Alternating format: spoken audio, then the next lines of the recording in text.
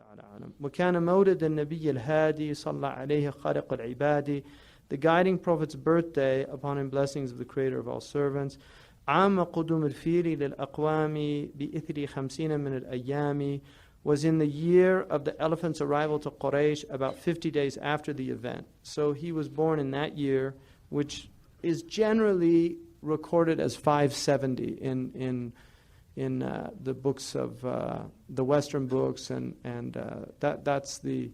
I mean, we can't. It's hard to know with absolute certainty if it was, but it was definitely 569, 570. Some will even say 571 or 2. So, and then he says, في يوم الاثنين من شهر الأغر في ثالث الشهر أو الثاني عشر. On Monday in the blessed day of month of Rabi' al-Awwal, the 3rd of the month or the 12th month, you'll get 8, 9, 10, 12. There's different opinions. The dominant and strongest opinion, it was on the 12th. And that's what, it's a national holiday in every single country, Muslim country, with the exception of one. But all the other Muslim countries have it as a national holiday to celebrate the Prophet ﷺ's birthday. And historically, it was celebrated with great fanfare throughout the Muslim world. The fact that the Mawlid has died down so much is, I think, a very bad sign, in fact, in the Muslim Ummah. That's my personal opinion. The Mawlid was an immense time of feeding people, of feeding the poor, of charity, of reading the seerah, of reading the shama'il, reciting qasaid, writing poems, delivering poems, visitations. It was a big time because people just felt the blessing of the Prophet, particularly in that month. But the Mawlid is celebrated throughout the year by people that celebrate the Mawlid. So it's not that they don't just celebrate it on Rabi' al-Awwal or the 12th, but literally will recite it. It's very beautiful to recite the Mawlid, and Barzanji's is certainly probably the best and most authoritative. Imam al-Kattani, which is the Moroccan Mawlid, has a beautiful Mawlid also recited in Morocco. But it's something that you really want your children exposed to. The Mawlid, it's important to celebrate the birthday of the Prophet ﷺ. The birthday, the Mawlid, if anybody tells you that it's a bid'ah, well, Surah Maryam is basically a Mawlid because it's relating the story of how Jesus was born. And that's what the Mawlid is doing. It's just you relate the story of how the Prophet ﷺ was born. That's all it is. It's looking at his story and celebrating it. Sallallahu alayhi wa alihi wa sallam. بِطَارِعِ الْجَدِي وَكَانَ الْمُشْتَرِي. Okay, we did that. Any other question? Mm-hmm.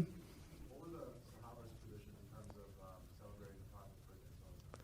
Well, they celebrated his being every day and they didn't have any particular, no. There's no doubt that it was a later innovation in terms of doing it on the 12th of Rabi' al-Awwal. There's no doubt that is a bid'ah to do that. Now, depending on the school, bid'ah is not all bad. And that's the dominant school of the ulama, is that there are bid'ah hasana. Man sanna fil islami sunnatan hasana falahu ajruha wa ajru man amila biha. Whoever does a good sunnah in Islam, he has a reward for it. The Prophet also said, "Man ahdatha fi amrina hadha ma laysa minhu, fahuwa rad." The hadith of Aisha that Imam Nawawi relates, that whoever introduces into the religion what is not from the religion, then it's rejected. So the Mawlid celebration of the Prophet's birthday, for instance, a man asked in the Sahih collection, a man asked the Prophet about fasting on Monday, and he said, "Fihi wuridtu." That's his answer.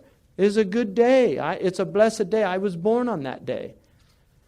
We know that in the Sahih collection also that Abu Lahab, his punishment is actually lessened because he freed Thuwayba on the girl that brought him the news of the Prophet's birthday was freed.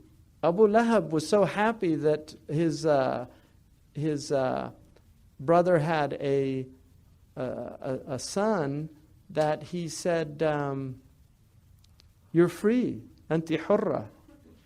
So he freed the girl. And the Prophet said because of that, because of his being happy of the Prophet's birthday, which is why, don't say I don't celebrate the birthday.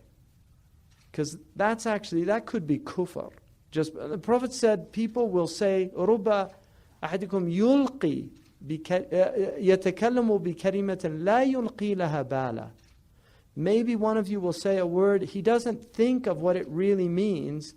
وَتَجُرُّهُ فِي جَهَنَّمَ 70 خَرِيفًا. It will drag him in the hellfire for 70 years. Because he doesn't think of what it means. So to say, I don't celebrate the birthday of the Prophet, أعوذ بالله. I mean, what do you mean you don't celebrate his birthday? You have to. It's a fard to be happy he was born. If you don't celebrate it on that specific day,